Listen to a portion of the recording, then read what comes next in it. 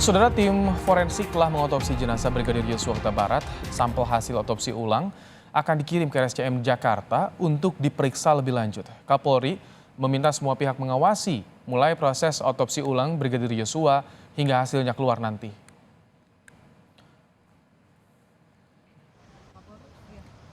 Kapolri memastikan semua proses dilakukan transparan. Selama otopsi, tim forensik menemukan dugaan luka yang masih memerlukan pemeriksaan lebih lanjut.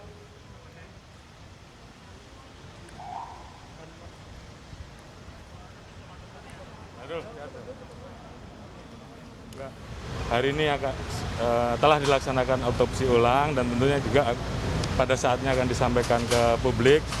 Jadi saya kira semua kegiatan-kegiatan tersebut tentunya menjadi perhatian publik dan kita minta untuk semuanya ikut mengawasi sehingga transparansi, akuntabilitas dari hasil yang kita harapkan yang tentunya akan dipertanggungjawabkan ke publik betul-betul bisa berjalan dengan lancar, dengan baik dan memenuhi rasa keadilan yang tentunya ditunggu oleh publik.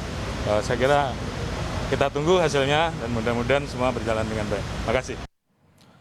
Hasil otopsi ulang akan memperjelas apa penyebab pasti kematian Brigadir Nofriansyah Yosua Huta Barat di rumah dinas Kadipropam nonaktif Irjen Verdi Sambo.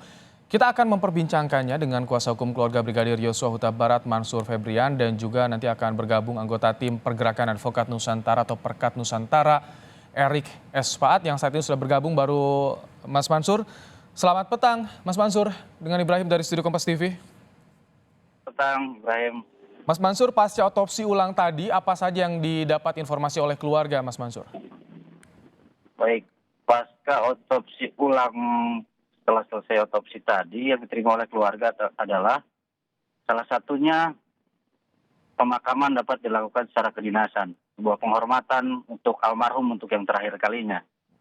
Kemudian untuk hasil kami masih menunggu apakah nanti secara informate consent kita akan diberikan resum daripada hasil otopsi tersebut. Begitu, karena untuk rekam medis ataupun hasil daripada otopsi keseluruhan pastinya akan dipergunakan untuk nanti prosesi peradilan. Begitu, Arif. Baik, saat ini Mas Erik sudah bergabung. Halo, Pak Erik. Halo. Ya, selamat sore.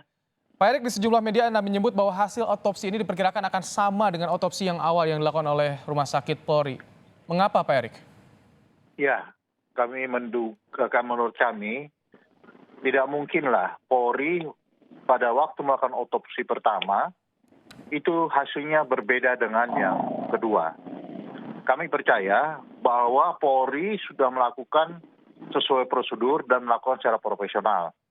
Dan orang-orang yang melakukan otopsi di Rumah Sakit Kramat Jati milik Polri itu adalah para ahli, bukan orang sembarangan.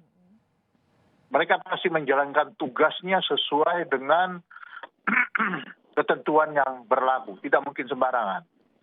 Dan kami begitu yakin juga ini tidak jauh berbeda karena Kapolri sendiri menyatakan bahwa ini atas permintaan para pihak termasuk pengacara daripada keluarga J untuk melakukan otopsi ulang. Ini membuktikan keberanian dan beliau punya keyakinan bahwa otopsi yang pertama kali tidak akan jauh berbeda dari yang kedua. Itu keyakinan kami. Pak Erik, tapi tadi disampaikan bahwa otopsi yang kedua ini tenggat waktunya lebih lama karena perlu 2 hingga 4 minggu untuk penelitian, bahkan sampai 8 minggu untuk hasilnya, Pak Erik. Ya, itu kan masalah proses saja, tapi hasilnya kami tetap punya keyakinan tidak jauh berbeda. Tidak akan jauh berbeda. Baik. Mas Mansur? Kami lihat juga para silakan, pakar dari forensik juga mengatakan bahwa janganlah membentuk opini gitu kan. Menyampaikan hal yang itu bukan bidang seperti kita pengacara, itu bukan bidang kita kami ini bukan ahlinya di bidang itu. Baik. Seharusnya itu adalah kembalikan Saya percayakan tanyakan kepada kuasa hukum keluarga karena yang meminta otopsi ulang keluarga. Pak Mansur, Mas Mansur, diperkirakan akan sama tanggapan Anda soal hasil otopsi ini akan sama. Baik, rekan Arif. Terkait pernyataan dari rekan senior dari Perkat, tentunya itu kembali kepada personal masing-masing pihak yang bernilai dalam suatu kejadian. Namun kami memiliki keyakinan ataupun pendapat lain terhadap apa yang sudah kami laporkan, apa yang sudah kami adukan di Baris Krim Polri, tepatnya secara resmi pada tanggal 18 Juli. Begitu. Dan yang kami bawa adalah bukti ataupun fakta daripada foto jasad almarhum dan juga video jasad almarhum, kemudian didukung ada beberapa alat bukti, surat tentunya, yang menjadi dasar pendukung kami melakukan pelaporan. Jadi dan kami juga tidak bisa mendahului hasil yang pertama akan sama dengan yang kedua, karena secara tegas kami nyatakan bersama tim, kami menolak melihat hasil daripada yang pertama. Karena kenapa kami tolak hal tersebut? Ada menurut kami hal-hal yang dianggap unprosedural tentunya. Jadi kami secara konstitusional dan masyarakat juga memiliki hak untuk melaporkan hal tersebut. Pak Mansur, tapi jangan. Keluarga dan kuasa hukum sudah awalnya melihat hasil-hasil otopsi dari Rumah Sakit Polri yang awal. Apa sama sekali belum mendapatkan? Belum, karena waktu gelar perkara tanggal 20 Juli, kami hanya memaparkan bukti-bukti yang kami ajukan sebagai bukti permulaan tentunya, yang kemudian ditindaklanjuti oleh tim penyidik, dan sekarang inline dengan adanya ekshumasi. Nah, perlu kami tekankan, ekshumasi tersebut sebetulnya adalah keperluan ataupun kebutuhan daripada forensik, daripada penyelidikan perkara ini. Apa sih sebetulnya penyebab dari kematian ini, dan apa sih luka-luka yang ada dalam tubuh. Jadi, yang sering dipertanyakan. Kami bukan membangun opini. Kalau misalkan belum melihat, Mas Mansur, kalau belum melihat hasil otopsi yang pertama, mengapa lantas dari keluarga, kuasa hukum keluarga mengajukan otopsi ulang? Baik, kami mengajukan secara resmi permohonan adanya otopsi ulang, karena tadi saya sampaikan bahwa ada narasi ataupun statement yang berbeda yang disampaikan oleh waktu itu Polri, yang menyatakan terjadi tembak-menembak dan ada luka tembak begitu. Namun setelah keluarga melihat kondisi jasad daripada almarhum, ada banyak perbedaan ataupun ada luka-luka lain daripada statement yang disampaikan oleh Polri.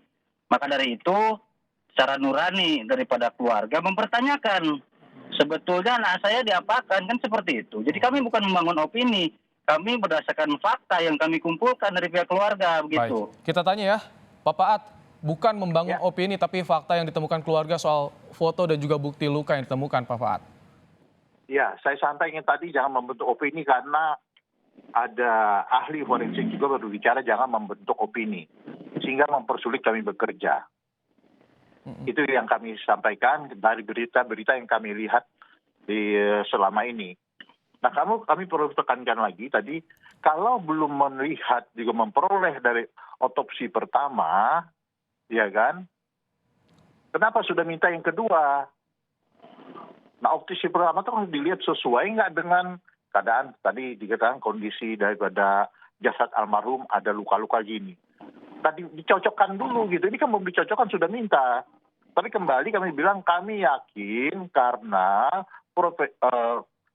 Polri pasti akan bekerja secara profesional. Tidak mungkin tidak. Apalagi ini menyangkut perkara yang sangat menarik perhatian orang banyak. Tidak menyangkut perhatian orang banyak saja, kami percaya polisi akan bekerja secara profesional dan melakukan sesuai dengan prosedur pengetahuan atau ilmu pengetahuan yang mereka miliki. Tidak mungkin sembarangan. Jadi belum dicocokkan tapi sudah meminta yang kedua, Pak Mansur. Iya. Tanggapannya langsung silahkan Pak Mansur. Baik, Arif. Saya katakan tadi masing-masing orang memiliki perspektif ataupun sudut pandang masing-masing kan seperti itu. Sudut pandang kami adalah berdasarkan fakta dan bukti yang kami himpun. Dalam hari ini ada daripada foto yang tadi saya sampaikan dan kemudian ada data-data lain seperti bukti surat. Dan harus kami sampaikan bahwa di dalam sertifikat kematian almarhum tertulis umur 21 tahun. Itu salah satunya. Kemudian juga telah ditemukan di dalam permohonan visum yang waktu itu ditandatangani atas nama Polres Jakarta Selatan, telah ditemukan jasad pukul 17.00 tertelukup segala macam, dan kemudian hal tersebut inline juga disampaikan oleh Pak Karopenmas telah terjadi tembak menembak katanya waktu itu, karena diduga almarhum ini telah melakukan tindakan-tindakan yang tidak manusiawi, dalam artian melakukan bukan pelecehan gitu. Nah, hal itu yang membuat kami semakin miris. Apakah pada waktu itu tidak ada rasa empati kepada pihak keluarga? Karena kita harus ingat ada asas presumption of innocence atau asas praduga tidak bersalah. Almarhum ini sudah tidak bisa membela dirinya sendiri. Oleh karena itu pihak keluarga lah sekarang bersuara memohon keadilan, dibukakan transparansi. Jadi kenapa kami menolak hasil daripada otopsi yang pertama, daripada data-data dan bukti yang kami terima dari pihak Polri tersendiri. Itulah dasar kami Ada mengajukan. prosedur yang salah di situ yang Anda tangkap oleh keluarga ya? Terkait prosedur tersebut kami tidak bisa menilai terlalu jauh, namun kami berbicara berdasarkan bukti-bukti yang kami miliki, Baik. yang diterima oleh pihak keluarga. Baik, Bapak At, apa salahnya kan berdasarkan bukti, berangkat dari temuan-temuan keluarga juga? Sekarang kalau kita punya bukti, ya kan, cocokkan dulu dengan hasil otopsi yang pertama kali. Bukti ini berkaitan kan dengan jasad daripada almarhum gitu kan. Tinggal dicocokkan dulu, dilihat dulu. Cocok apa enggak? Nah kalau belum dilihat, walaupun punya bukti, ternyata nanti pemeriksaannya gimana? Ya kan, ternyata itu sudah diperiksa katakan. Kalau tadi Nah, bukti- dengan bukti- pembandingnya dari bukti- narasi keterangan polisi awal yang soal adanya tembak-menembak bagaimana Bapak At? Ya, kita tidak bicara hal tembak-menembak, bicara dengan otopsi ya. Jadi tidak melebar ke sana kemari gitu. Nanti kita berbicara melebar-melebar. Tadi juga disampaikan ini ada dugaan pelecehan, ya kan? Kami tidak mau menanggapi itu. Itu hal yang lain. Kami menanggapi adalah berkaitan dengan otopsi saja dulu. Karena ini yang kita bicarakan sore ini. Supaya tidak ke sana bias sehingga tidak mendapat satu kepastian bahwa otopsi yang sudah dilakukan oleh polisi dalam hal ini penyidik sudah sesuai dengan prosedur dan hasilnya pun pasti sudah sesuai dengan apa yang terjadi sesungguhnya terhadap almarhum. Ini konsekuensinya bagaimana kalau hasilnya nanti sama, Bapak At, kalau pandangan Anda? Nah, kalau konsekuensinya adalah ketika ada yang mengatakan ini penganiayaan, ya, baru kami tekankan ini terjadi penganiayaan terjadi dari Magelang sampai Jakarta. Ini kan artinya apa yang disampaikan kepada publik bahwa itu tidak benar. Ini kan menjadi permasalahan hukum baru lagi. Karena itu lebih baik kita mendengar dulu sampai tunggu hasilnya. Jangan cepat-cepat membuat atau menyampaikan sesuatu yang belum nyata gitu. Oke. Saya ingin ke Pak Mansur. Pak Mansur, Anda melihat proses otopsi yang kedua ini, apa bedanya dengan yang pertama, Pak Mansur? Apakah secara prosedural memang tidak bisa terlalu dalam, tapi kan gambaran yang ditangkap oleh kuasa hukum seperti apa pelaksanaannya? Baik, seperti saya sampaikan tadi, kita tidak bisa memisahkan suatu kejadian yang pertama dengan hasil akhir. Hasil akhirnya yang diperdebatkan saat ini adalah hasil otopsi awal. Tentunya kami tidak ingin berpaut tentang hasil, namun prosesnya ini harus kita sadari bahwa ada bukti lain yang kami temukan. Terlepas daripada yang bukti telah disampaikan. Salah satu bukti yang ditemukan yang terbaru adalah ketika pemeriksaan saksi di Jambi, ada juga bukti yang disita oleh pihak penyidik sebagai bukti tambahan. Nah, kami menghormati hal tersebut untuk bukti tambahan kami untuk memperkuat adanya dugaan hal tersebut. Dan seperti itu, kami tidak ingin mendahului apa yang belum keluar daripada hasil otopsi hari ini. Jadi tentunya nanti hal tersebut akan dipadankan oleh penyidik untuk membuktikan perkara ini seperti apa, memperjelas juga kepada keluarga khususnya dan juga ke masyarakat umum. Kan seperti itu. Kita tidak bisa memisahkan alur rentetannya, dan saya juga tidak mau berspekulasi ataupun beropini. Kami mencoba mengcounter spekulasi ataupun opini yang dibangun oleh Polri sendiri waktu itu. Jadi ada statement bahwa brigadir ini telah melakukan A, B, C, dan Z Sedangkan prosesnya masih lidik. Oleh karenanya, kami secara pro justisia tanggal 18 Juli kami melaporkan terkait berdasarkan bukti-bukti yang kami himpun. Oke. Jadi semua masyarakat equality before the law itu harus ditegakkan. Kita tidak bisa menafikan hal tersebut. Baik. Bapak At, jadi tidak hanya otopsi itu hanya salah satu cara, tapi ada juga bukti lain yang dirasa menguatkan oleh kuasa hukum keluarga. Karena ada yang janggal nih, Bapak At. Ya, itu silahkan saja dia berbicara, tapi kami tidak mau ke tempat yang lain. Nanti kalau ke tempat yang lain terlalu lebar. Kami sudah mengikuti juga perkembangan-perkembangan daripada permasalahan ini melalui berita-berita, tapi kami tidak mau, nanti terlalu luas. Kalau Anda melihat secara singkat bagaimana sih perjalanan kasus ini, Bapak At? Kami tidak mau masuk, saya bilang masuk di dalam pokok perkara itu lebih jauh lagi. Karena ini kan ada juga dugaan gitu kan. Ya. Ada dibilang tadi pelecehan, ya kan? Ada lagi perselingkuhan, kan sudah jelas berbeda ini. Oke. Jadi kami tidak mau masuk ke situ dulu. Kami adalah memasuk tentang salah satu alat bukti yaitu tentang otopsi, hasil otopsi. Itu yang kami bicarakan. Kalau tadi konsekuensinya sama, artinya menguatkan keterangan dari Polri. Kalau misalkan berbeda seperti apa, Bapak At, nanti proses ke depannya jadi? Ya kalau otopsi ini? berbeda itu konsekuensi juga bagi Polri gitu kan. Bagi kami pun kalau memang itu berbeda itu tidak menjadi sesuatu hal yang bagaimana ya. Kita belajar semua dari peristiwa ini. Tapi kembali saya bilang dari apa yang berita kami ikuti, kami baca ini, di sana terjadi sesuatu, yaitu tembak-menembak. Apa permasalahan ternyata terjadi tembak-menembak? Otopsi ini kan berbicara tentang adanya seseorang yang meninggal dunia, kemudian karena tembak-menembak, apa karena tusukan, karena pukulan, itu yang diperiksa gitu kan. Baik. Pak Mansur, terakhir jadi melihat bagaimana yang digelar hari ini otopsi keluarga, harapan keluarga sudah terkabul ya otopsi ulang dengan tim independen Pak Mansur ya. Artinya bagaimana ke depan pengawalan kasus ini? Baik, tentunya kami dari pihak penasihat hukum mengapresiasi kepada Pak Kapolri yang membentuk tim khusus untuk menginvestigasi perkara ini supaya terang benderang di masyarakat. Karena saya harus mengacu kepada KUHP sebagaimana diatur dalam pasal 184, ada keterangan saksi di situ yang menjadi bukti awal kami. Kemudian hal tersebut inline dengan adanya bukti surat.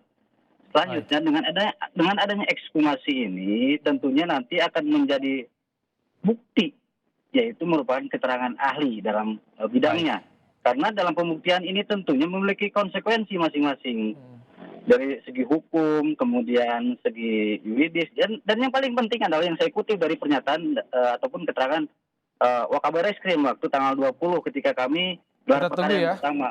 Ya. Beliau menyatakan bahwa pertanggungjawaban kami bukan hanya sekedar pertanggungjawaban hukum, bukan sekedar pertanggungjawaban secara sosial kepada masyarakat. Yang utama adalah pertanggungjawaban kami pembuktian ini terhadap Tuhan Yang Maha Kuasa. Baik, Itu kita yang, tunggu bagaimana ya Pak Mansur, ada rentang waktu 2 hingga 4 minggu untuk penelitian hasil otopsi hari ini.